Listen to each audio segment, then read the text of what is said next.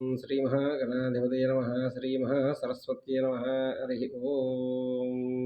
జ్ఞానచైతన్యం ప్రేక్షక మహాశయులందరికీ నమస్కారం. ఈరోజు మనం వినవలసినటువంటి విశేషమైన కథ రామదేవుని వ్రత కథ. ఈ కథ చదివిన, విన్న, అక్షంతలు వేసుకున్న, తీర్థము ప్రసాదం తీసుకున్న వాళ్ళందరికీ స్వామివారి అనుగ్రహం పొందుతారు అన్నమాట. ఎందుకయ్యా అని అడగచ్చు మీరు. దీనికి ఒక కారణం ఉంది. కర్త కారణం చేయవ ప్రేరకస్య అనుమోదక సుకృతం దుష్కృతం చేయవ చతుశ్శమభాగ. కర్త చేసేవాడు, దానికి కారణం ఎవరు చేయమన్నవాళ్ళు, దాన్ని ప్రేరేపించిన వాళ్ళు, దాన్ని ఆమోదించిన వాళ్ళు. ఏ మంచి పనైనా ఏ చెడు పనైనా సరే అది వాళ్ళందరికీ నలుగురికి వర్తిస్తుంది.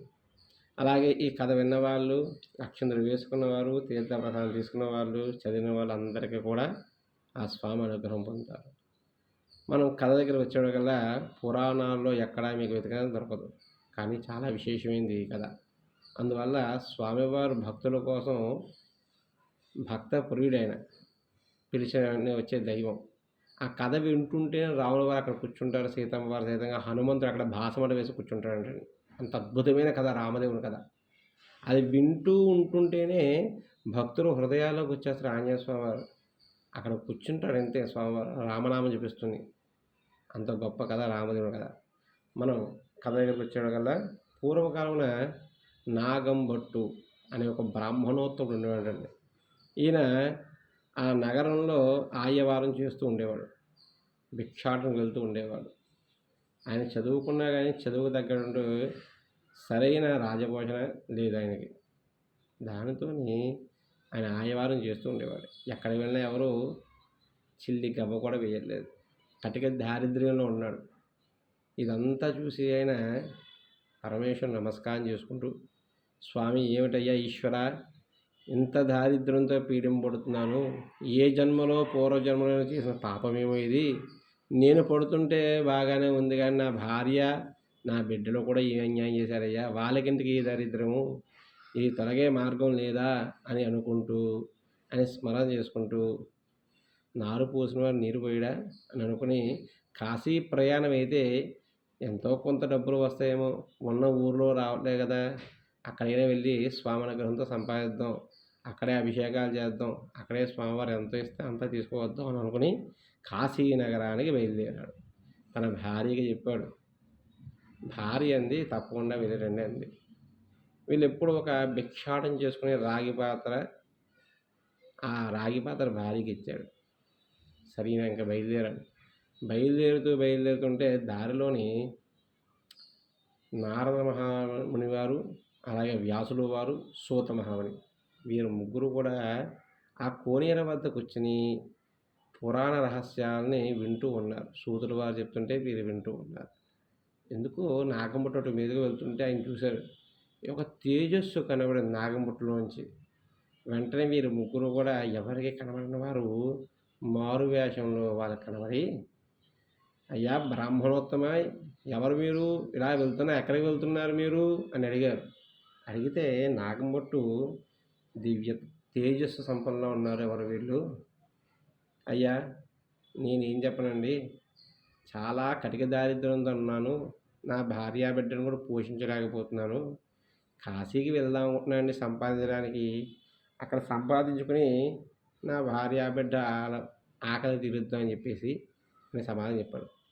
వెంటనే వాళ్ళు చిరుమందహాసంతో నవ్వి, కాశీకి వెళ్తే అయ్యా సాక్షాత్తు భగవంతుడు కాశీ విశ్వేశ్వరుడు దర్శనం దొరుకుతుంది, కాలభైరవుడి దర్శనం దొరుకుతుంది, అమ్మవారు అన్నపూర్ణాదేవి దర్శనం దొరుకుతుంది, కానీ నీకెవరైనా అక్కడ ధనాన్ని మూట కట్టిస్తారేమిటయ్యా, ఎవరు కదా. వెంటనే వెళ్ళి రావడానికి దగ్గర కూడా కాదు, కాశీ చాలా సుదూర ప్రయాణం. కాబట్టి నీకు తేలికైన ఒక మార్గం చెప్తాను, చిన్న కథ వింటావా అన్నాడు. ధనము వచ్చేది, నువ్వు ధర్మ మార్గాన్ని అనుసరించేవాడు కూడా చెప్తున్నాను అది. అయ్యా తప్పకుండా నేను వింటాను, ఏ దైవమో చెప్పండి, ఏ దేవుడు కదా చెప్పండి, నాకు వినాలనే కుతూహలంగా ఉందన్నాడు. భక్తి శ్రద్ధలతో వినే వ్రతం, చేసే వ్రతం రామదేవుని కథ అన్నాడు. ఆయన తన్మయత్వం పొందాడు. ఒకసారి ఆ రామ అనే మాట వింటుంటేనే తన శరీరాన్ని మొత్తం మర్చిపోయాడు నాగంభట్టు. ఆ శ్రద్ధా భక్తులతో కథ వింటున్నాడు. ఏమిటయ్యా అనగా చెప్తున్నారు సూతులు గారు. పూర్వకాలమున కోశల రాజ్యం ఉన్నది. ఆ రాజ్యంలో ఆ రాజుగారి పేరు దశరథ మహారాజు గారు. ఆయనకి 3 భార్యలు అంటాడు. కౌసల్య, సుమిత్ర, కైకేయి. వీళ్ళు గర్భవతులు కాలేదు. బాగా దుఃఖిస్తున్నాడు. మరి సంతానం లేకపోతే ఎంత హృదయ విదారకం ఉంది. కాబట్టి దుఃఖిస్తూ ఉంటే ఆ రాజర్షులు అందరూ కూడా కలిశారు. దశరథ మహారాజా, నీవు చింతించవద్దు. ఒక యాగం ఉన్నది. అదే పుత్రకామేష్టి యాగము. ఇది నీవు చెయ్యవయ్యా, ఖచ్చితంగా సంతాన యోగ్యం కలుగుతుందని చెప్పన్నారు. ఆ రాజఋషుల మాట కాదనకుండా ఆయన పుత్రకామేష్టి యాగం చేశారు. ఆ చేసిన వెంటనే అగ్నిహోత్రుడు ఆ హోమం అయిన తర్వాత ఒక పాయస పాత్రను తీసుకొచ్చాడు. ఈ పాత్రని తీసుకుని ఇందులో పరమాణం ఉంది, నీ భార్యలకు తాగించవయ్యా అన్నాడు. ఆయన చక్కగా ఆ పరమాణాన్ని కౌసల్య, సుమిత్ర, కైకేయికి ఇచ్చారు. వాళ్ళు భుజించారు. ఆ భుజించిన తర్వాత ఒక సంవత్సరంలో ఎప్పుడండి పుట్టింది? సాక్షాత్తు చైత్ర శుద్ధ నవమి నాడు పునర్వసు నక్షత్రం నుండి రామ, లక్ష్మణ, భరత, శత్రుఘ్న ఈ నలుగురు కూడా పుట్టారంటండి, జన్మించారు. ఎంతో వేడుకలు, మామూలుగా కాదు. అలా జన్మించిన అనంతరం కూడా కొద్దిగా యవ్వనం, తర్వాత వాళ్ళ ఆటపాటలు అన్నీ అయ్యాయి. చక్కగా చదువుకున్నారు. కొద్దిగా యవ్వనం వచ్చింది. అస్త్ర శస్త్ర విద్యలు నేర్చుకుంటున్నారు. ఇది తెలుసుకున్న విశ్వామిత్ర మహర్షి వారు ఆయన ఒక యాగం తలపెట్టారు. ఆ యాగాన్ని రాక్షసులందరూ అడ్డు వేస్తూ ఉన్నారు. లోక ఉపకారంగా ఉండే వాటిని రాక్షసులు అడ్డుకుంటూ ఉంటారు. మరి దీని యాగాన్ని దిగ్విజయంగా చేయండి ఎవరున్నారా అంటే మాట వచ్చి ఋషీశ్వరులు వాళ్ళు మాట్లాడుకుంటూ విశ్వామిత్రుడు అన్నారంట, రాముడు వారు అయితే దివ్యంగా యాగాన్ని దిగ్విజయంగా నడిపిస్తారు అన్నాడు. ఆ మాట విన్న వెంటనే విశ్వామిత్రుడు వారు ఆగమేఘాల మీద కోసల రాజ్యానికి వెళ్ళిపోయాడు. అక్కడ దశరథ మహారాజు వచ్చి వేయించేసిన విషయమే దశరథ మహారాజు వెంటనే పెరుగుడు వచ్చాడు. పాదులు చక్కగా కాలు కడిగారు. అయ్యా ఏం కావాలి చెప్పనంటే, నువ్వు మాట ఇస్తావా అన్నాడు. తప్పకుండా ఇస్తానండి అన్నాడు. సూర్యవంశానికి చెందినవారు కదా ఆయన. రాములు వారిని నాకు కూడా పంపించాలి అన్నాడు. ఎందుకయ్యా మహానుభావ అంటే, రాక్షసులందరూ యాగాన్ని అడ్డు వేస్తున్నారు, చేయలేదు. కాబట్టి ఆ రాక్షస సంహారం చేయడానికి రాముడు పంపించున్నాడు. ఒక్కసారి ఉలిక్కి పడిపోయాడు దశరథ మహారాజు. అయ్యా చిన్న పిల్లవాడండి, రాముల వారికి ఏం తెలియదు, కాస్త సైన్యాన్ని మొత్తం పంపిస్తాను, నేను కూడా వస్తున్నాను. ఆడిన మాట తప్పుతావా దశరథా అన్నాడు. ఇంకేం చేయాలో అర్థం కాకుండా సందర్భంలో రాముల వారు వచ్చి తండ్రిగా నమస్కారం చేసుకున్నాడు. నాన్నగారు నేను వెళ్తా అన్నారు. ఆ మాటకే ముగ్ధుడైపోయాడు దశరథుడు. కాదు అనలేదు. నీ ఇష్టం రామచంద్రమూర్తి అని చెప్పన్నాడు ముద్దుగా. రాముడు వెళ్తాను అంటే లక్ష్మణుడు కూడా అన్నగారు కూడా నేను వెళ్తా అన్నాడు. ఇంకా ఈ రామ లక్ష్మణుడు ఇద్దరు కూడా తీసుకుని విశ్వామిత్రుడు ప్రయాణం అయ్యాడు. కొంత దూరం వెళ్ళేటప్పటికల్లాని వీళ్ళకి కొన్ని విద్యలు నేర్పాడంటే విశ్వామిత్ర మహర్షి వారు. ఏమిటయ్యా ఆ విద్యలు? బల, అతి బల. ఎంత గొప్పవంటే వాయుభక్షం. మనకు ఆకలి వేయదంటే ఆ శ్వాస పీలిస్తే చాలు, శ్వాసతోనే ఆకలి దప్పికలు తీరిపోతాయి. అంత గొప్ప విద్యలు. ఎదుటి వ్యక్తులు మన వ్యామోహించినా వ్యామోహం మనమే పడదు, అంత గొప్ప విద్య. ఇవన్నీ నేర్చుకున్నారు. గురువుగారు నమస్కారం చేసుకున్నారు. చక్కగా వాళ్ళ నిత్య కాలకృత్యాలు నేర్చుకుంటున్నారు. వాళ్ళు అనుకున్న పనులు చేసుకుంటూ ప్రయాణం జరుగుతున్నారు. కొంత దూరం వెళ్ళేప్పటికల్లానే ఒక రాయి కనబడింది. దాన్ని తగిలిన వెంటనే అది మనిషిగా మారిపోయింది. అర్థం కాదు రాముల వారు ఒకసారిగా. విశ్వామిత్రుడు ఇప్పుడు ఆవిడే అహల్య అన్నాడు. ఆ రాముల వారు నమస్కారం చేసుకున్న అహల్య శాప విమోచన ఏంటంటే, కొద్ది దూరం వెళ్ళిన తర్వాత తాటక కనబడింది, పెద్ద రాక్షసి. ఆ తాటకని వధించవయ్యా అన్నారు విశ్వామిత్రుడు. వెంటనే రాముల వారు బాణం వేసి తాటకని వధించారు. ఆ యాగాన్ని దిగ్విజయంగా సంపూర్ణం చేశారు. ఎంతో ఆనందం అయిపోయింది విశ్వామిత్రుడికి. యాగాన్ని అంతా చేసావయ్యా, మరి మనం రాజ్యాన్ని బయలుదేరుతున్నారు. బయలుదేరుతుంటే కొంత దూరం వెళ్ళగానే జనకపుత్రి, జనక మహారాజు గారి పుత్రిక సీతాదేవి వివాహం జరగాలి ఇప్పుడు. కాబట్టి ఈ సీతాదేవి వివాహం జరగాలంటే చాలా శక్తి స్వరూపిణి అమ్మవారు, మామూలుది కాదు ఆవిడ. కాబట్టి జనక మహారాజు గారు సీతమ్మ వారు ఆడుతూ శివధనుస్సు ఒక్కసారి తోసినంత పక్కకి ఒక పెట్టెమే ఉంటే అది జరిగిపోయింది ఒకసారిగానే. ఆ బంతి తీసుకోవడానికి. బాగా శక్తివంతమైన అమ్మాయి, అమ్మాయికి వివాహ వయసొచ్చింది అని చెప్పేసి ప్రకటన వేశాడు. ఎవరైతే ఈ శివధనుస్సును ఎత్తి విరుస్తారో వాళ్ళకి నా కుమార్తెని జానకినిచ్చి పెళ్లి చేస్తన్నాడు. అందరూ చాలామంది రాజులొచ్చారు. కానీ ఎవ్వరూ ఆ సాహసం చేయలేకపోతున్నారు. అసలు వెతకడం కష్టంగా ఉంది. కానీ విశ్వామిత్రుడు వారు రాముల వారిని, లక్ష్మణ వారిని తీసుకోవడానికి వెళ్ళారు. మరి రాజసభ అంటే మామూలుగా ఉంటుందండి. అందరూ కూర్చున్నారు. అంత శక్తివంతుడు కూడా లక్ష్మణుడు. కానీ రాముల వారిని మాత్రమే లేచి రామ శివధనుస్సు విరిచి అని చెప్పన్నాడు. శివధనుస్సు విరిచి ఆయన సీతమ్మ వారిని వివాహం చేసుకున్నాడు. ఈ సందర్భానుసారంగా పరశురాముడు వచ్చాడు. శివధనుస్సు విరిచేంత గొప్పవాడువా, అయితే నా విష్ణు ధనుస్సు కూడా విరిచి చెప్పి అన్నాడు. ఆయన పరశురాముకున్న భ్రాంతిని తొలగించాడు. ఆయన అహంకారం అణిచాడు ఒక్కసారిగా. ఆ విష్ణు ధనుస్సు కూడా విరిచి, దాంతో పరశురాముడు గర్వం కాస్త భగ్నమైనది. ఇలా ఉండగా రాజ్యం అంత సుఖంగా ఉంది. మందర మాటలు విని కైక భరతుడికి పట్టాభిషేకం చేయాలనుకుంది. దాంతో దశరథ మహారాజుని వరం అడిగింది. ఆ వరం ఏమిటంటే రాముడు అడవుల పాలైపోవాలి, వనవాసం చేయాలండి. దాంతో దశరథుడు ఏం చేయాలో అర్థం కాకపోతే ఇచ్చిన మాట తప్పకూడదు. దాంతో రాముల వారు కైకకి దశరథుడు ఇచ్చిన ఈ వరాన్ని తెలుసుకొని ఆయన వనవాసంకి వెళ్ళాడు. ఇలా ఉండగా సీతమ్మ వారిని రావణాసుడు చూశాడంటండి. ఎలా అంటే లక్ష్మణుడి వద్దకు ఎవరు వచ్చారు? శూర్పణఖ వచ్చింది. శూర్పణఖ వచ్చి రాముల వారిని మోహించిన ముందు, నేను అంత గొప్పవాడిని కాదు, నాకన్నా అందంగా ఉంటాడు, నా తమ్ముడు అక్కడ ఉన్నాడని చెప్పింది. అని చెప్పగానే లక్ష్మణుడి వద్దకు వస్తే లక్ష్మణుడు అసలు ముక్కు మీద కోపం కాబట్టి శూర్పణఖ ముక్కు కాస్త కోసేశాడు. కోసిన వెంటనే ఈవిడ అహో అన్న అంటూ రావణ వద్దకు వెళ్ళి చెప్పిన విషయం అంతా. రావణాసుడు ఎంత అహంకార అని చెప్పేసి అతను భార్యని అపహరిస్తే తన అహంకారం పోతున్న ఉద్దేశంతో అక్కడికి వచ్చాడు. ఏ సందర్భంలో వచ్చాడంటే రాముల వారు లక్ష్మణ అనే సందర్భంలో అక్కడికి వచ్చి సీతమ్మ వారిని అపహారం చేశాడు. ఆయన లంకకి తీసుకెళ్ళిపోయాడు. ఇలా తీసుకెళ్ళిన వెంటనే ఆ లంకా నగరం తీసుకెళ్ళిపోయిన తర్వాత రాముల వారు వెతకాడు. వెతికిన వెంటనే కిష్కింధ, ఈ కిష్కింధ వచ్చి ఆంజనేయ స్వామి వారు, జాంబవంతుడు, అలాగే కిష్కింధ సహాయంతో మొత్తం అందరితో అక్కడ ఉన్న వానర సహాయంతో ఆయన లంకకు చేరుకుని రావణాసుని హతమరించి తిరిగి మళ్ళీ ఆయన రాజ్యానికి వచ్చాడంటాడు. రాజ్యానికి వచ్చిన తర్వాత పట్టాభిషిక్తుడయ్యాడు. చాలా విశేషమైన కథ ఇది. ఇది ఎవరైతే చెప్పుకుంటున్నారో ఆ రాముల వారి సంపూర్ణ రామాయణం విన్నా, కథ రూపంలో చెప్పుకున్న ఎంతో ఆనందదాయకం. ఇది రామదేవుని కథ. ఈ కథ చెప్పుకున్న తర్వాత మనం అక్షంతలు వేసుకోవాలంటారు సాధారణంగా. మరి ఈ కథ ఉంది కదా, ఈ కథ చెప్పుకున్న తర్వాత ఏమేమి ప్రసాదం పెట్టాలయ్యా అంటే గోధుమ రవ్వ, పంచదార, ఆవు పాలు 5 ఉండలుగా పెట్టి ప్రతి 5 ఆదివారాలు లేదా 5 గురువారాలు, దీన్ని లక్ష్మీ వారాలని కూడా అంటారు, భక్తి శ్రద్ధలతో స్వామివారి పూజ చేసుకోవాలి.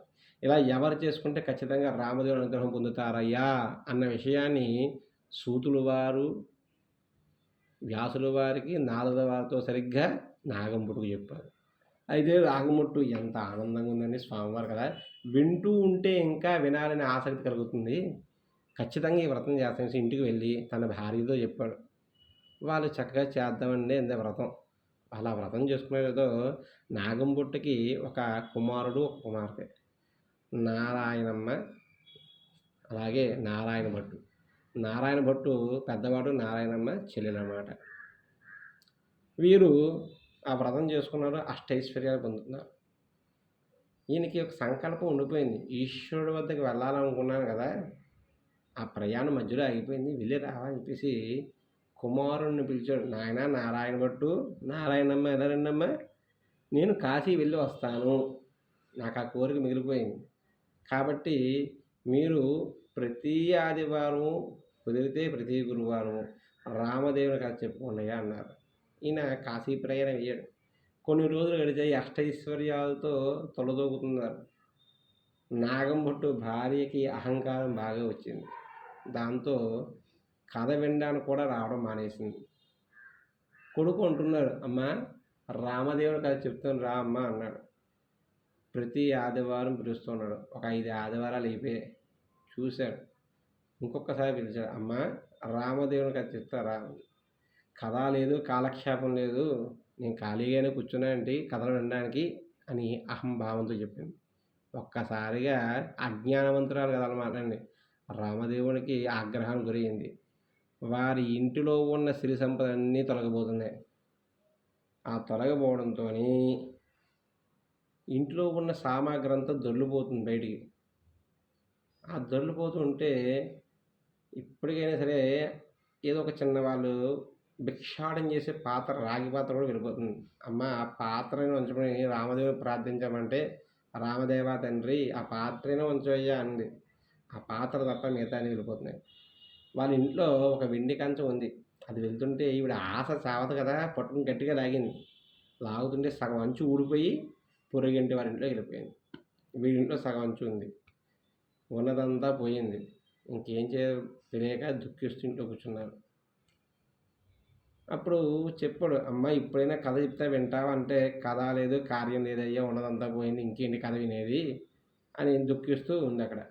అలా ఉండడంతో ఇంకా రాత్రి పూట ఉదయం లేవగానే నిప్పు కోసం పొరుగింటి దగ్గరికి వెళ్ళి, ఆశ చావలే కదా, "ఏమమ్మా, మీ ఇంట్లో మా కంచం ఉంది, వెండి కంచం సగం అంచు ఉందండి, ఇదేంటమ్మా మీరు మా ఇంటికి వచ్చారా, మేము మీ ఇంటికి వచ్చామా, మీ ఇంట్లో కంచం మాకెలా వచ్చిందమ్మా" అని చెప్పేసి ఎదురింటి ఆవిడ దెబ్బలాడింది. లేదు, ఉంది అని చెప్పేసి వీరింట్లో ఉన్న కంచం కాస్త పట్టుకెళ్ళింది. ఆ రెండు దగ్గర పెట్టగానే అతుక్కుపోయాయి.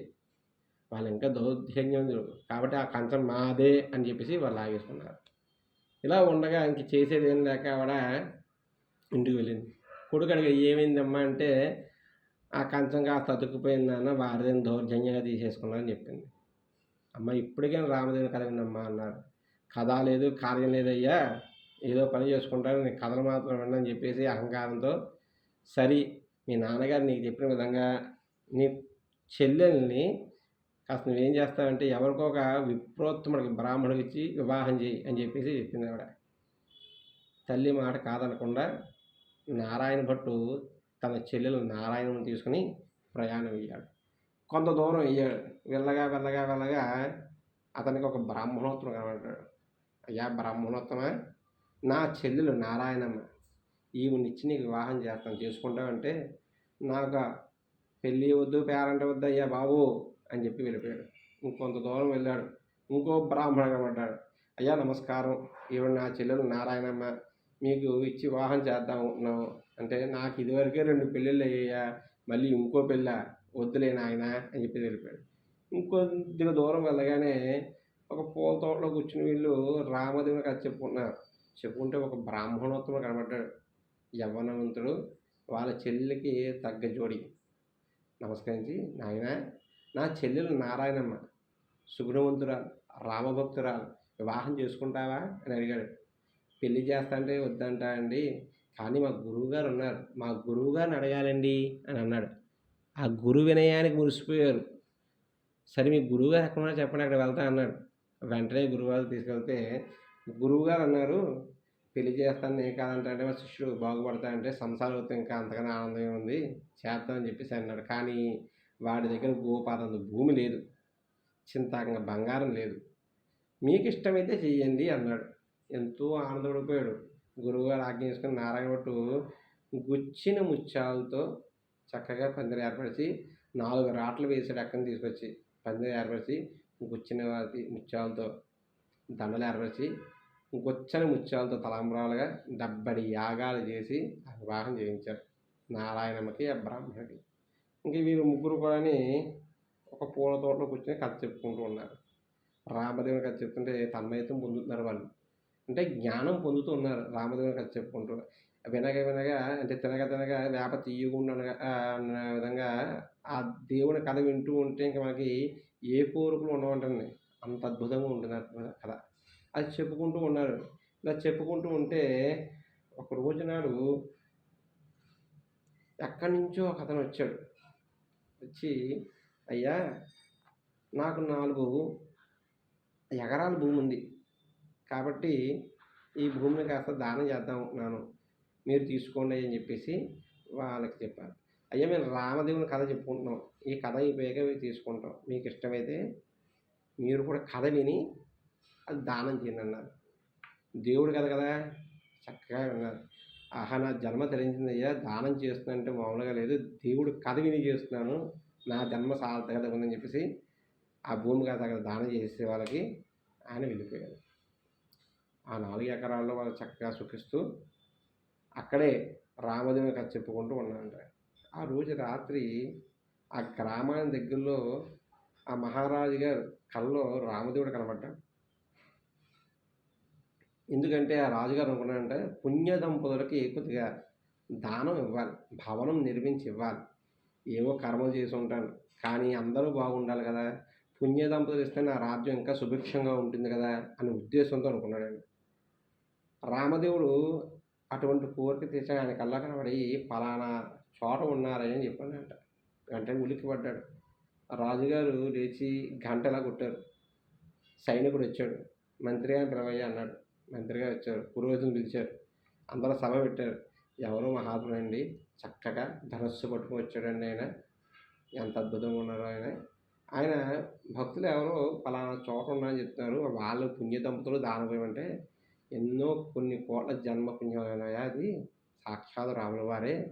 కాబట్టి ఆయన చెప్పిన విధంగా వాళ్ళకే ఇవ్వండి అన్నాడు. కొందరు భోయవాళ్ళని పంపించారు. వాళ్ళు నారాయణ ఒట్టు, నారాయణమ్మ ఆయన భర్త ఉన్న స్థలం వచ్చి వాళ్ళ కథ చెప్పుకుంటున్న సందర్భంలో వెళ్ళారు. అయ్యా నమస్కారం, మా రాజుగారు మీకు మీ చెల్లెల గారికి అలాగే వాళ్ళ భర్తకి కూడా ఒక భవనం కట్టించి ధనం ఇద్దామనుకుంటున్నారు, సంకల్పం చేసుకున్నారు అన్నారు. అవునా అయ్యా, చాలా మంచి సంకల్పం, కానీ మేము రామదేవుని కథ చెప్పుకుంటున్నాం, ఆ కథ అయ్యాక వస్తున్నారు. ఆ బోయేవారు అందరూ కూడా కథ విన్నారు. వాళ్ళు కూడా ఆ కథలో లీనమైపోయారంటే అంత అద్భుతమైన కథ అది. ఆ కథ విన్న తర్వాత ఆ రాజుగారి వద్దకు వెళ్ళి ఆ భవనము తీసుకుని, ఆ సిరి సంపదలు తీసుకుని వాళ్ళు సుఖంగా ఉన్నారు. వాళ్ళకి ఎప్పుడు ఒకటే ధ్యాస, ఆదివారం ఎప్పుడు వస్తుంది రామదేవుడి కథ ఎప్పుడు చెప్పుకుందాం, గురువారం ఎప్పుడు వస్తుంది రామదేవుడి పూజ ఎప్పుడు చేసుకుందాం, 10 మందికి ఆ ప్రసాదం పంచుదాం, రామదేవుని కృప అందరికీ కలగాలి, పరోపకారం జరుగుతూ ఉండాలి, ఏదో ఒక ఉపకారం, అందరూ అనుకున్న కోరికలు తీరాలి, రామదేవుని అనుగ్రహం పొందాలి, ఇదే వాళ్ళు అనుకున్నది. ఇలా కొన్ని రోజులు గడిచాయి.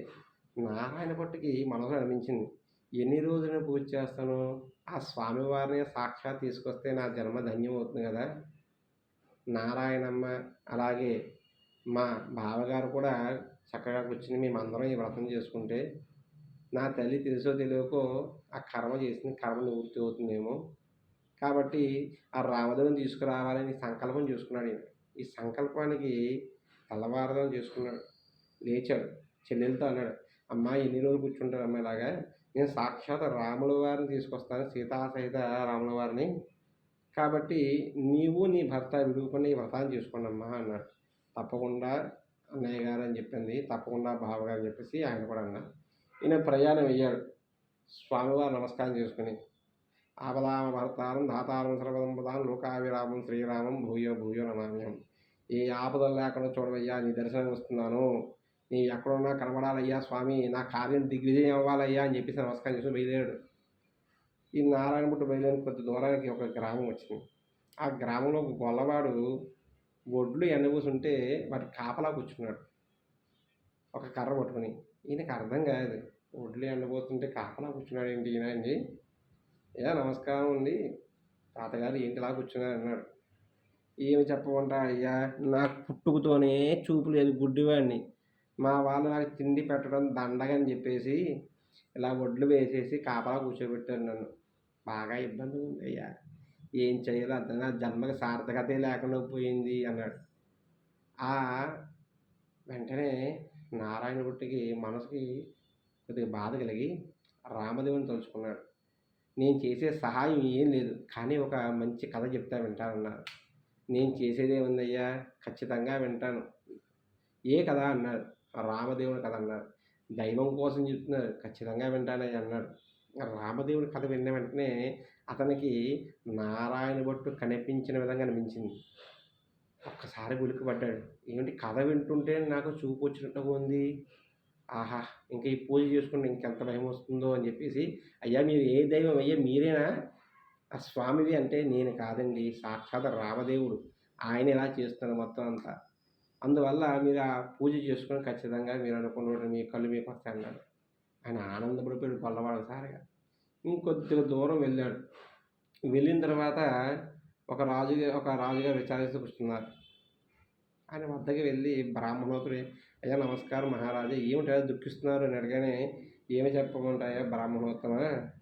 నా రాజ్యం మొత్తం అంతా పరాగతం అయిపోయింది. భార్యాబిడ్డలు దూరం అయిపోయారు. అష్టకష్టాలు పడుతున్నాను. ఏమి చెయ్యాలి? నా భార్యాబిడ్డలు ఎక్కడెళ్ళిపోయి వెతుకుతున్నానయ్యా" అన్నారు. ఇది కూడా మనసుకు బాధ కలిగి, రాజంత దీనస్థితిలో ఉన్నాడా? "అయ్యా నేనేమీ చేయలేను గానీ ఒక మంచి కథ చెప్తా వింటారా" అన్నారు. దైవానికి సంబంధించింది. మీరు అనుకున్న ఖచ్చితంగా కోరికలు నెరవేరుతాయన్నారు. దైవమైన కథ అంటున్నారు. చెప్పండయ్యా అన్నాడు. రామదేవుని కథ వివరంగా చెప్పాడు. అది చెప్పిన తర్వాత ఆ వ్రతం చేసుకోమన్నాడాయన. ఆహాహా! కథలో ఎంత మహిముందండి. నిజంగా ఈ కథ చేసుకుంటా అని చెప్పేసి ఆయన ఆ కథ చేసుకున్నాడు. ఆ కథ విని ఆ రామదేవుని కథ వ్రతాన్ని మొత్తం చేసుకున్న వెంటనే ఆయన తన భార్యా బిడ్డల్ని వెంటనే దొరికారు. పరాయి రాజుని ఓడించి తన రాజ్యం కైవసం చేసుకున్నాడు. ఆ రాజ్యంలోని ఈయన అనుకున్నాడు, ఈయనే మహానుభావుడు, ఈయనే దేవుడేమో అనుకుని, "అయ్యా మీరు మా రాజ్యంలో ఉండి మా సేవలు అందుకోండి అయ్యా మహానుభావ" అంటే, "మీరు ఏ దైవం మిమ్మల్ని పూజ చేసుకున్నా" అంటే, "నేను ఏ దైవాన్ని కాదు. ఇదంతా రామదేవుని కథ మహిమ" అన్నాడు. వెంటనే ఆ మహారాజు గారు ఆ రామదేవుని కథ విడవకుండా చేసుకుంటూ ప్రతి గురువారం, ప్రతి ఆదివారం చేసుకుంటూ రాజ్యాన్ని సుభిక్షంగా ఉన్నాడు. ఇంకొద్దిగా దూరం వెళ్ళాడాయన. ఈయన వెతికే కార్యక్రమం ఏంటి? రామదేవుని వెతకడానికి. ఒక స్త్రీ కూర్చొని ఏడుస్తూ ఉంది. ఎదురుకి వెళ్ళి, "ఏంటమ్మా ఇలా బాధపడుతున్నావు" అంటే, "ఏం చెప్పమంటారండి అయ్యగారు, నాకు చిన్నప్పుడే పెళ్లి చేశారు. భర్త వ్యసనాలకు అలవాటు పడ్డాడు. జూదం అనేక అలవాట్లకు పడిపోయి దేశాంతరాలు తిరుగుతున్నాడు. నా అత్త, మామ నన్ను పోషించడం భారంగా చూసి నన్ను బయటికి గెంటివేశారు. చాలా దీనావస్థగా ఉందండి" అని ఏడుస్తుంది. అయితే ఈయన చేసేదేం లేదు. కాబట్టి పరోపకారం చాలా మంచిది. నా దగ్గర ఒకే ఒక అస్త్రం ఉంది. అది చెప్తానమ్మా అన్నాడు. ఏంటి చెప్పండి. రామదేవుని కథ. ఇది వినమ్మా చక్కగా అని రామదేవుని కథ చెప్పాడు. ఆవిడ ఎంతో మనసు తేలిక పడింది. కుదుట పడింది. తప్పకుండా ఈ వ్రతం చేసుకో అమ్మా. నువ్వు అనుకున్నవన్నీ అవుతాయి అన్నాడు. ఆయన కొన్ని రోజులు అక్కడ ఆ గ్రామంలో నివసించాడు. అయితే ఈవిడ ఈ వ్రతం చేసుకుంది. వ్రత మహిమతోని దేశాంతరం వెళ్ళిపోయిన భర్త వెంటనే వచ్చాడు. తన అత్తామామలు కూడా ఎంతో ప్రేమగా చూసుకుంటున్నారు. ఇదంతా రామదేవుని మహిమ అని చెప్పేసి ఈయనే రాముల వారని చెప్పేసి, "అయ్యా తండ్రి నన్ను క్షమించయ్యా, నా పాపాలు కడగడానికి వచ్చానని" చెప్పంటే, "నేను ఏ దైవాన్ని కాదమ్మా. ఇది కథలో ఉన్న మహిమ. ఆ కథ చెప్పుకుంటే ఇంత మహిమ వచ్చింది. ఇది విడవకుండా చెప్పుకో అమ్మా" అని చెప్పేసి ఆ నారాయణ భట్టు చెప్పాడు. ఇలా చెప్పి మళ్ళీ స్వామివారి ప్రయాణం కొద్దిగా దూరం వెళ్ళాడు. వెళుతూ ఉంటే ఆయనకి ఒక విశేషమైన నగరం కనబడింది. ఆ నగరంలోకి వెళ్ళిన వెంటనే ఒక బ్రాహ్మణోత్తరుడి ఇంటి వద్దకు వెళ్ళి, ఆ ఇంటి దగ్గర తలుపు కొట్టగానే ఒక బ్రాహ్మణ స్త్రీ కనపడింది. "అమ్మా, ఈవేళ గురువారం. నేను ప్రతి ఆదివారం, గురువారము రామదేవుని కథ చెప్పుకుంటానమ్మా. నాకు అలవాటు. స్వామివారి పూజ చేసుకుంటాను. కొద్దిగా మీ ఇంట్లో పూజ చేసుకునే అవకాశం ఇస్తారా" అని అడిగాడు. "మాకు మడి ఆచారాలు ఎక్కువ కాబట్టి మాకు కుదరదు" అని ఆవిడ చెప్పింది. దాంతో ఆయన చేసేది ఏం లేక, "సరే అమ్మ ఇక్కడ కోనేరు ఏం దగ్గర ఉందంటే, ఇలా తూర్పు మూల వెళ్ళగా ఈశాన్య భాగంలో ఉంది" అని చెప్పింది ఆవిడ. వెళ్ళాడు. స్నానం చేసి మడి బట్టలు కట్టుకొని చక్కగా ఎవరైతే ఇల్లు ఇవ్వనందో ఆవిడ ఇంటి వద్దకే వచ్చి ఆ ఇల్లంతా అరుగు మీద శుభ్రం చేసుకొని, అక్కడ వెతకగా ఒక చిన్న పిచ్చిపేట ఉంది. దానికి పసుపు రాసి దాని మీద రాముల వారి పటాన్ని పెట్టుకొని గోధుమ రవ్వ, పంచదార నైవేద్యంగా 5 ఉండలు చేసి స్వామి కథ చెప్పుకొని నైవేద్యం పెట్టాడు. ఇదంతా చేస్తుంది ఆవిడ ఒక కిటికీలో ఉండి చూస్తోంది మొత్తం ఏం చేస్తున్నాడని. ఐదుగురికి ఇవ్వాలిగా ప్రసాదం మరి. ఆ ఐదుగురి ప్రసాదంలో ఒకడు ముత్తైదుకి ఇవ్వాలి. ఆ ముత్తైదు ఇవ్వడానికి ఆవిడ పిలిచాడు. ఆవిడ బయటకు వచ్చింది. రాగానే ఆవిడకి ఆ ప్రసాదం పెట్టి ఈయన అక్షంతలు తన శిరస్సు మీద వేసుకొని వెళుతూ అక్షంతలు ఇంటి మీద వేశారు. ఇదంతా ఆ స్త్రీ చూసింది. కొంత దూరం వెళ్ళగానే నారాయణుడు వెళ్ళిపోయాడు. ఇల్లు ఇవ్వనన్న ఇల్లాలి ఇల్లు కాస్త ఇంద్ర భవనంలా మారిపోయిందంటాడు. తన భర్త వస్తే ఎక్కడ గుర్తుపట్టడో వాళ్ళ ఇల్లని భయంతోని ఆవిడ బయటే కూర్చుంది. తన భర్త వస్తున్నాడు విప్రోత్తముడు. కావడి వేసుకుని, అంటే ఒక కర్ర వేసుకొని దానికి అటు ఇటు సంచులు తగిలించుకున్నాను పూర్వకాలం. ఎక్కువ సంచులు ఉంటే. కాబట్టి అటు ఇటు ఆ సంచులు వేసుకొస్తుంటే ఆయన ఈ వీధిలో మా ఇల్లు ఉండాలి ఎక్కడ ఉందని బిత్తరపోతున్నాడు. ఎక్కడ ఉందో కనబడలే ఆయనకి. కనబడబోతుంటే ఒకసారిగా ఆవిడ భార్య పిలిచింది. "ఏవండో ఇలా రండి ఇదే మన ఇల్లు" అంది. వెంటనే ఆయన ఉలిక్కిపడి "ఇది మన ఇల్లు కాదా? ఇంద్రభవనంలో ఉంది. మన ఇల్లు ఏంటిది" అన్నాడు. జరిగిన విషయం మొత్తం చెప్పింది. ఒక బ్రాహ్మణుడు వచ్చాడు, వ్రతం చేసుకుంటాను పూజ అన్నాడు. మనకు మడి ఆచారాలు ఎక్కువ ఇవ్వనన్నాను. ఆయన మన అరుగు మీద శుభ్రం చేసుకుని ఆయన కోనేరు వద్ద ఎక్కడ ఉందని చెప్పమంటే కోనేరు తూర్పు దిశన ఈశాన్యంలో ఉందని చెప్పన్నాను. స్నానం చేసి వచ్చి మన అరుగంతా శుభ్రం చేసి అక్కడ పుచ్చిపెట్టి పసుపు రాసి ఆ రామదేవుని పెట్టుకుని పూజ చేసుకున్నాను. ఎంత కిటికీలో చూశాను. ఆయన నాకు బయటకు వచ్చి తాములు ఇచ్చి అక్షంతలు వేసుకుని మన ఇంటి మీద వేసాడు. ఇంద్రభవనంలో మారిపోయింది. ఒక్కసారి విని ఆయన ఓసి దౌర్భాగ్యవంతురాలా, ఎంత పాపిష్టిదానివే నువ్వు, పూజ చేసుకుంటా అంటే ఏమన్నావా, నీ అంత నికృష్టురాలు ఎక్కడా ఉండదని చెప్పేసి తన భార్యని తిట్టి ఎటు వెళ్ళారు చెప్పా మహానుభావుడు అన్నాడు. అటు మూలగా వెళ్ళారు అని చెప్పింది. వెంటనే ఆ కావడి కింద పెట్టి గబ పరిగెట్టుకెళ్తుంటే నారాయణ భట్టు కనబడ్డాడు. అయ్యా అయ్యా నమస్కారం అండి, మా ఇంట్లో పూజ చేసుకుంటారంటే మీరు, మా ఇల్లాలకి తెలియందండి, అమాయకురాలు ఏదో చిన్నపిల్ల తెలియదు కదా, ఏదో సమాధానం చెప్పింది, మా తప్పు క్షమించి మా ఇంట్లోకి వచ్చి పూజ చేసుకోండి అయ్యా మహానుభావ అని అన్నాడు. వెంటనే నారాయణ భట్టు అన్నాడు, అయ్యా నేను రామదేవుని వెతకడానికి వెళ్తున్నాను కాబట్టి ఆ రామదేవు దర్శనార్థం వెళ్తున్నాను కాబట్టి వెళ్తూ మీ ఇంటి దగ్గర ఆగాను. మీ ఇల్లు కాబట్టి మీరు ఇవ్వనన్నారు తప్పేముందండి, కాబట్టి నేను పూజ చేసుకుని అరుగు మీద కూర్చొని, కాబట్టి పూజ అయ్యింది, నేను అక్షంతలు వేసుకొని మీ ఇంటి మీద వేసి వచ్చేసాను అయ్యా అన్నారు. మళ్ళీ మా ఇంటికి దర్శనం ఎప్పుడు వస్తారండి అని అన్నాడు. నేను రామదేవుని తీసుకుని వస్తూ మీ ఇంటి దగ్గర దర్శనం చేసుకుని వెళ్తా అన్నాడు. అయితే ఆ కథ ఏమిటో మాకు కూడా చెప్పండి అన్నాడు. రామదేవుని కథ మొత్తం చెప్పాడు. ఇది విడవకుండా 5 గురువారాలు 5 ఆదివారాలు చేయాలి. గోధుమ రవ్వ, పంచదార, ఆవు పాలతో 5 ఉండలు చేసి నైవేద్యం పెట్టన్నాడు. ఆ బ్రాహ్మణుడు ఇంటికి వెళ్ళాడు. 5 ఆదివారాలు 5 గురువారాలు చక్కగా వ్రతం చేసుకుని ఆ స్వామి అనుగ్రహం పొందుతూ ఆయన సిరి సంపదలతో ఉన్నాడంటాడు. ఇంక కొంత దూరం వెళ్ళాడు.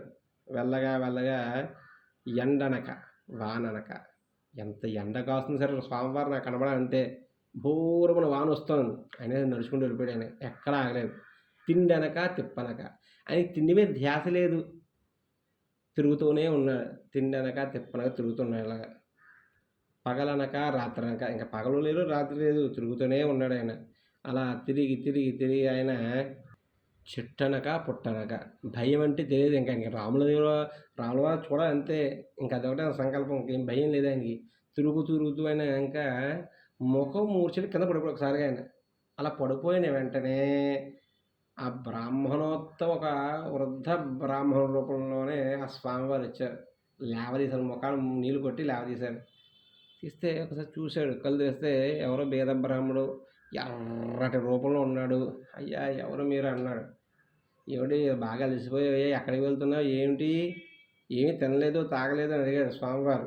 అంటే నేను రామదేవుని వెతకడానికి వెళ్తానని నీరసంగా చెప్పాడు. వెతికితే కాస్త ఇంగులు పడవయ్యా, భోజనం చేయవయ్యా, మా ఇంటికి రావయ్యా అన్నాడు.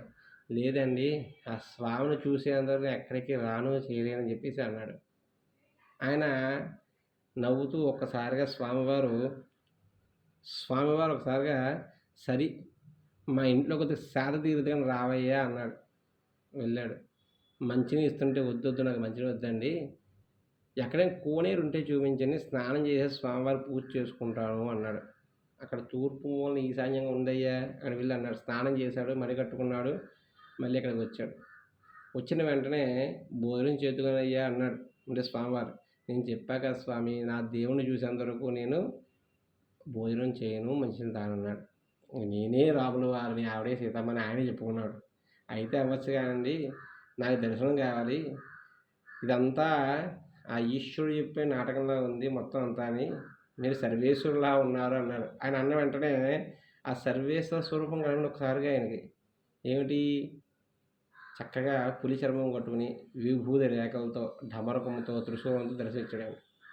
ఆహా ఎంత జన్మధన్యమైంది నాకు, నీవు ఈశ్వరుడే వచ్చాయా, సతీ సమేతంగా దర్శించావు నాకు పార్వతీదేవితో, నాకు విష్ణుమూర్తి దర్శనం కూడా కావాలయ్యా అన్నాడు. అప్పుడు స్వామివారి స్తోత్రం చేశాడు. ఆ స్తోత్రాన్ని ముగ్ధుడయ్యి లక్ష్మీ సహితంగా విష్ణుమూర్తి వచ్చాడు. ఇప్పుడు స్వామివారిని నాకయ్యా మీరిద్దరు దర్శించాడు. నేను వెదిగే స్వామి స్వామి నీవు రామదేవా నీ దర్శనం కావాలి అన్నాడు. ఆ స్తోత్రం చేసిన వెంటనే హనుమ, లక్ష్మణ, భరత, శత్రుఘ్న సప్రవాసమేతంగా ఆ రాముల వారు దర్శనమిచ్చాడు. "ఏమయ్య ఎప్పుడైనా వస్తావా? మా ఇంట్లో భోజనం చేస్తావా?" అన్నాడాయన. అయితే నేను భోజనం చేస్తాను కదా స్వామి, భోజనం చేసిన తర్వాత నువ్వు నాతో వస్తాను మాట ఇవ్వాలన్నాడు. తప్పకుండా వస్తాన్నాడు. సీతమ్మ వారు చక్కగా వండిన బమిడి కంచాల్లోని అందరికీ భోజనం పెడుతుంది. దేవతా పరివారం కూడా వచ్చేసింది. ఆవిడ వంటలు తిన్నా అంత అద్భుతంగా ఉంటుందంటండి. అయితే ఆ భోజనం చేసిన తర్వాత ఈయన ఇంకా వెనకాల మాట లేదు. "అయ్యా రండయ్యా" అన్నాడు. కొంత దూరం వెళ్ళారు. వెళ్ళిన వెంటనే ఈయనకెందుకో అనుమానం కలిగి నారాయణ భట్ వెనక్కి చూశాడు. రాముల వారు కనపడలేదు. ముఖం మూర్ఛిల్లి కింద పడిపోయాడు ఒకసారిగా. మళ్ళీ స్వామివారు ఒక బ్రాహ్మణ రూపంలో లేచి అక్కడ ఆయన లేపాడు. నీళ్లు కొట్టి మొహం మీద. లేపిన వెంటనే "అయ్యా ఎవరి కోసం వెతుకుతున్నానంటే నా రాముల వారు ఏదండి" అంటే, "ఎక్కడా ఎవరు రాముల వారు" అంటే అప్పుడు చెప్తున్నాడు. "నా కూడా వచ్చారండి నాకు కనపడలేదంటే, నాతో నడవలేనివాడిని నన్ను ఎందుకు రమ్మన్నావయ్యా" అని అన్నాడు. "స్వామి నీ మహిమని గ్రహించలేకపోయానయ్యా. బ్రహ్మ దేవతలు యోగులు మునులు కూడా తెలుసుకొని నేను అంతటివాడినయ్యా సామాన్యుణ్ణి. నిన్ను మా ఇంటికి తీసుకొని చిన్న కోరికయ్యా రావయ్యా" అన్నాడు. "సరే అయితే నీ భుజాల మీద తీసుకుని వెళ్ళు" అన్నాడు. "నువ్వు ఎవరెవరి ఇంటికి వచ్చావు వచ్చేటప్పుడు నా దగ్గరికి వాళ్ళ ఇంటికి తీసుకురమ్మన్నాడు." మొట్టమొదటగా ఇల్లు ఇవ్వను అన్న ఇల్లాలింటికి వెళ్ళాడు. వాళ్ళు ఎంతో ఆనందంగా స్వామివారి పూజ చేసుకుంటున్నారండి. వాళ్ళని చూసి మురిసిపోయి వీళ్ళు ఎల్లప్పుడూ కూడా అష్టైశ్వర్యాలతో తులతూగుతారని చెప్పేసి వరం ఇచ్చాడు ఆయన. ఇంకొద్దిగా దూరం వచ్చాడు. వచ్చి రాగానే ఎవరున్నారండి ఆ దూరం వెళ్ళగానే అక్కడ సాక్షాత్తు చిన్నప్పుడే భర్త దేశాంతరం వెళ్ళిపోయాయి కదా, అతను కూడా రాముల వారు పూజ చేసుకుంటూ ఉన్నారు. వాళ్ళని చూసి వీళ్ళందరూ సిరి సంపదలతో ఉన్నారని స్వామివారు అనుగ్రహించారు. ఇంకొద్దిగా దూరం వెళ్ళగానే మహారాజు గారు, ఈ రాజుగారు కూడా ప్రతి నెల యందు ఎవరిని విడవకుండా 5 వారాలు అలాగే 5 గురువారాలు ఎవరికి వీలు బట్టి వాళ్ళు ఖచ్చితంగా వ్రతం చేసుకోని చెప్పేసి ఆయన కూడా దండోరు వేయించారంట. అందరూ కూడా వ్రతం చేసుకుంటూ రాజ్యం సుభిక్షంగా ఉంది. ఇలా రాజ్యం కూడా సుభిక్షంగా ఉండాలని చెప్పేసి స్వామివారు వాళ్ళని ఆశీర్వాదం చేశాడు. ఇంకొద్ది దూరం వెళ్ళగానే గొల్లవాడు. ఈ గొల్లవాడికి కంటి చూపు వచ్చేసింది. విడవకుండా స్వామివారు వ్రతం చేస్తున్నాడంటండి. ఆ వ్రతం చేస్తూ ఉంటే ఆ వ్రతంలో ఉన్న ఆనందాన్ని ఇంక చెప్పక్కర్లేదు. వీడు కూడా ఈ గొల్లవాడు కూడా అష్టైశ్వర్యతో ఉందని చెప్పేసి స్వామివారు అనుగ్రహించారు. ఇంకొద్దిగా దూరం వెళ్ళగానే నారాయణగుట్ట గ్రామం వస్తుంది. ఈ వస్తూ ఉన్న సందర్భంలో నారాయణమ్మ ఎదురుపడింది కోనేరు వద్ద. అన్నగారు ఏంటి వస్తున్నారు ఇలా ఇన్నాళ్ళకి వచ్చారని చెప్పేసి అన్నగారు కాళ్ళు కడుగుతుంటే, "అమ్మా ఇప్పుడు నాకు మర్యాద ఏం వద్దమ్మా, నేను సాక్షాత్ రాముల వారిని తీసుకొస్తున్నాను. మన ఇంటికి వెళ్ళి చక్కగా అందరికీ చెప్పు" అని చెప్పి అన్నాడు. వెంటనే ఆ గ్రామం మొదట్లోని ఎవరో ఒక ఆయన చూసి, "నాగంభట్టు గారు మీ అబ్బాయి, మీ అమ్మాయి, మీ అల్లుడు గారు ఇంకా ఎవరో వస్తున్నారండి. చాలా విశేషంగా ఉన్నారు ఆభరణాలతో" అన్నారు. వెంటనే నాగంభట్టు వచ్చేసాడు అక్కడికి. వచ్చిన వెంటనే తన భార్యతో సరిగ్గా వచ్చాడు. అప్పుడు నాగంభట్టు భార్య కుమారుడిని చూడలేక ఎన్ని రోజులు పుత్రోత్సాహంతో కౌగిలించుకుపోయింది. "అమ్మ ఆగమ్మ నన్ను ముట్టుకోవద్దమ్మా, సాక్షాత్ రామదేవుని తీసుకొస్తున్నాను. నువ్వు మన ఇంటికి వెళ్ళి శుభ్రంగా 4 మూలలా దులిపి, నల్లగా అలికి, పచ్చగా పసుపు రాసి, తెల్లటి ముగ్గులు పెట్టి, తూర్పు ఈశాన్య మూలన ఒక పటాన్ని ఏర్పరిచి పీట మీద నన్ను పిలువమ్మా" అన్నాడు. ఇంతలో స్వామివారిని భుజాల మీద వేసుకొని ఆ ఊరంతా గ్రామం అంతా కూడా తిప్పుతున్నాడు రాముల వారిని. ఈయన ఇంటికి వచ్చాడు. ఇంటికి రాగానే వచ్చే సందర్భం ఈవిడ చెప్పిన విధంగా కొడుకు చెప్పిన అన్నీ చేసింది. కానీ ఈవిడ దులిపే సందర్భంలో ఒక పుచ్చిపీట కనబడింది. ఆ పుచ్చిపీటకి పసుపు రాసి పెట్టింది నాగంభట్టు భార్య. లోపలికి వెళ్ళాడు. ఆ స్వామివారి కాలు పెట్టడానికి దివ్య భవనంగా ఉంది అది.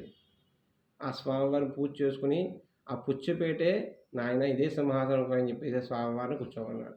ఆయన అలా కూర్చున్నాడు లేదో, పూజ చేసుకున్నాడు లేదో, ఆ ఇల్లు కాస్త ఇంద్ర భవనంలా మారిపోయింది.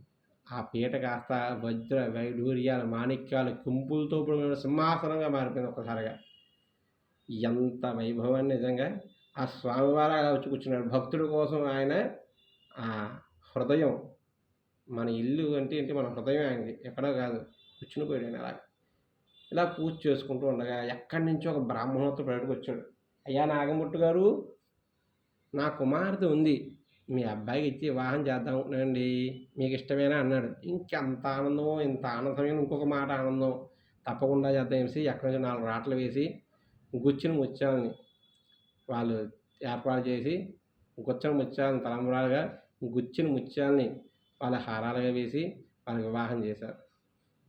ఇలాగ నాగం భట్టు తన భార్య, నారాయణ భట్టు తన భార్య, నారాయణమ్మ అతని భర్త, ముగ్గురు జంటలు కూడా విడువకుండే వ్రతాన్ని చేసుకుంటూ వీళ్ళందరూ కూడా హనుమ, సీత, లక్ష్మణ, భరత, శత్రుఘ్న సపరివార శ్రీ రామచంద్రమూర్తి స్వామి అనుగ్రహం పొందారు. కాబట్టి ఎవరైతే ఈ కథ చేసుకుంటారో ఖచ్చితంగా వీళ్ళు భక్తి శ్రద్ధలతో చేసుకోవాలి. ఒక ఉండ నైవేద్యం వీళ్ళకి, రెండవది ఇరుగువారికి, పొరుగువారికి, మూడవది ముత్తైదుకి, అలాగా ఐదవ ఉండ బ్రాహ్మణోత్తముడికి, ఇలా 5 ఉండలు నైవేద్యం చేయాలి. ఎవరైతే భక్తి శ్రద్ధగా చేస్తారో వాళ్ళు ఖచ్చితంగా స్వామివారి అనుగ్రహం పొందుతారయ్యా అనే విశేష కథని రామదేవుని కథలో మనం తెలుసుకున్నాం. ఇది కథా సంపూర్ణ.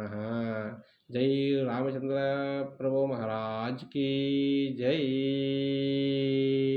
కథ అయిన తర్వాత అక్షంతలు మీ శిరసన వేసుకోండి. మీకన్నా పెద్దవాళ్ళు ఉంటే వాళ్ళ చేత వేయించుకోండి. మీకన్నా చిన్నవాళ్ళు ఉంటే మీరు వేయండి. వేసేటప్పుడు శ్రీ సీతారామ అనుగ్రహ సిద్ధిరస్తు అని చెప్పి వేయాలి అక్షంతలు. దీర్ఘాయుష్మాన్ భవ, శతాయుష్మాన్ భవ, వర్ధస్వ అనే మంత్రంతో వేయండి. ఈ విధంగా స్వామివారి కథ చెప్పుకున్నాం. ఈ కథలో మీకు ఏ సారాంశం అర్థమైందో మీరు ఈ ఛానల్, మన జ్ఞాన చైతన్యం ఛానల్లోని కామెంట్స్ రూపంలో పెట్టండి. మీకు ఈ కథ నచ్చినట్లుగా ఉంటే ఓ 10 మందికి మంచి పంచాలి ఎప్పుడు కూడా చేసుకునేవారు. అలాగే ఈ ఛానల్కి తగ్గట్టుగానే షేర్ అని ఉంటుంది, ఆ షేర్ చేయండి. సబ్స్క్రైబ్ చేస్తే మనకి చాలా విశేషమైన ఆడవాళ్ళ స్త్రీల వ్రతాలు చాలా ఉంటాయండి. మీకు ఎటువంటి విషయాలు కావాలన్నా మన ఈ ఛానల్ ద్వారా నేను అందిస్తాను. మీరు కామెంట్ రూపంలో నాకు పెట్టి మీరు ఇష్టపడితే లైక్ చేయండి, లేదంటే ఏదైనా తప్పు ఉంటే ఇలా చేయలేదు అనే విషయాన్ని కామెంట్ రూపంలో పెట్టండి. ఇట్లు మీ శిష్టు రవిశర్మ, పురోహితుడు. నమస్కారం. సర్వే జనా సుఖినో భవంతు, లోకా సమస్తా సుఖినో భవంతు.